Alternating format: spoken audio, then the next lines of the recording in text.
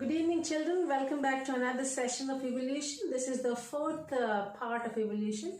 So in this video, let us talk about Oparin and Haldane's concept of theory of chemical evolution in little detail. Now, if you can see here, we learned in the part 2 video about the theory of chemical evolution. We learned chemical evolution gave rise to biological evolution.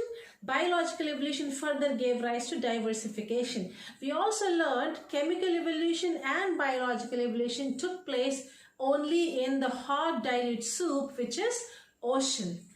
It means chemical evolution talks about simple inorganic molecules forming simple organic molecules. Simple organic molecules unite and form complex organic molecules.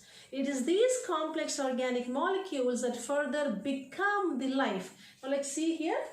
So complex organic molecules, I drew three, a blue, a red and a black molecule. So these complex organic molecules together they combine forming an aggregate. So this togetherness is because of intermolecular attractions between the three molecules right now on the board. So all these together became a colloidal aggregates. These aggregates are clumps of nuclear proteins. You know, that time it was RNA and then some proteins present. And these aggregates, let us say the blue one got a structure all of a sudden. Let's say the structure is called free gene or chemical organizer. Now this blue one you can see has got the free gene, the green thread. Right now in today's conditions, the free gene is the RNA. Now if you can see, the free gene gave this blue one the ability to eat the red and the black. If you can see, the blue one is eaten up by the red and the black. The blue one is eating the red and the black. So eating is what type of nutrition? Is it autotrophism or heterotrophism? Definitely it is heterotrophism. So that is why we say the first nutrition type ever evolved on the earth was heterotrophism. That time, primitive atmosphere, no free oxygen, and there was ample amount of free hydrogen, and so it is still anaerobic heterotrophism.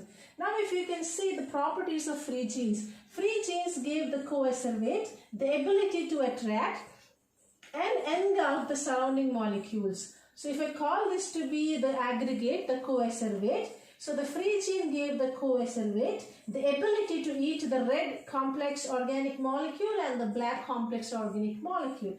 And the free gene also gave a lipid membrane, if you can see the red membrane, lipid membrane to the coacervate. The free gene is also the one that helped the coacervate to convert protein into the enzyme.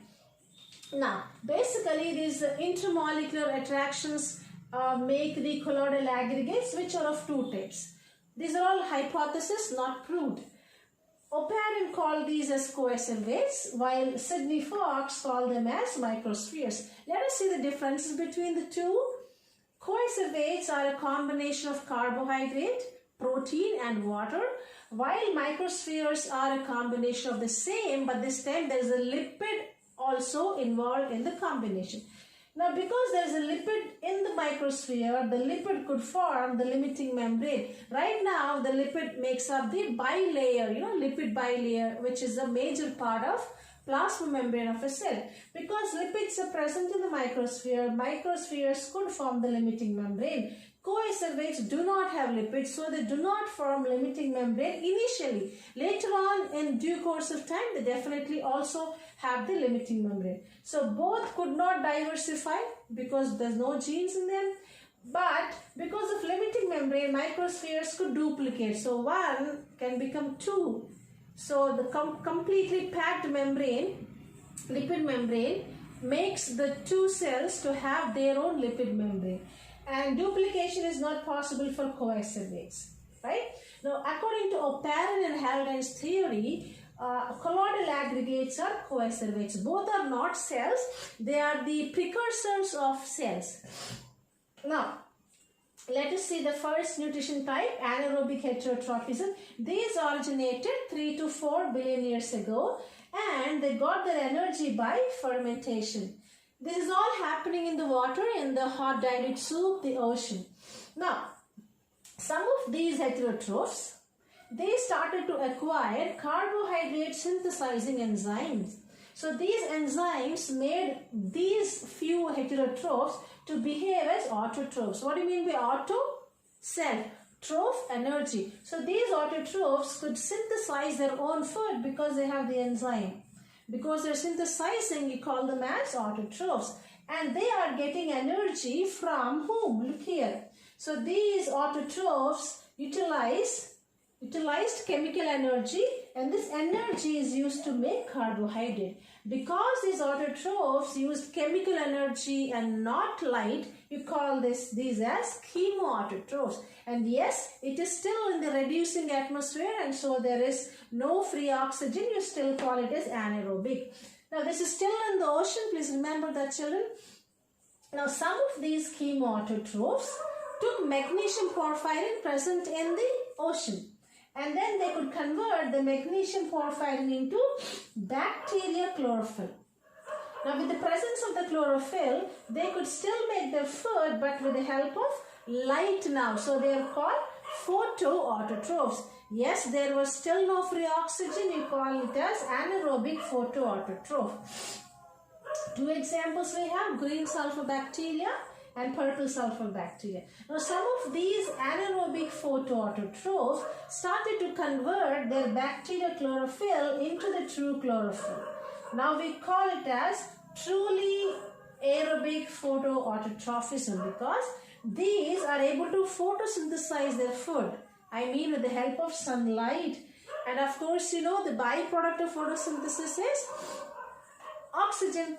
And then for the first time you see aerobic photoautotrophism, and these autotrophs now released oxygen. Now with the presence of oxygen, you can now call it as oxidizing atmosphere. So first three come under reducing atmosphere, and the last one comes under oxidizing atmosphere. There's one best example here, blue-green algae. Right, children? Now come on, tell me, which is the first nutrition type ever evolved on this earth? You're right, it is the anaerobic heterotrophism. So what is the answer now? First nutrition type evolved was anaerobic heterotrophism. Now please remember the examples. For the anaerobic heterotrophs, we can just say they're prokaryote-like. For anaerobic chemoautotrophs, we have iron bacteria, sulfur bacteria. For anaerobic photoautotrophs, we have green and purple sulfur bacteria. For aerobic photoautotrophs, we have blue-green algae. Right, children? So we will meet in the next class with video 5. Thank you. Have a good day. Bye-bye.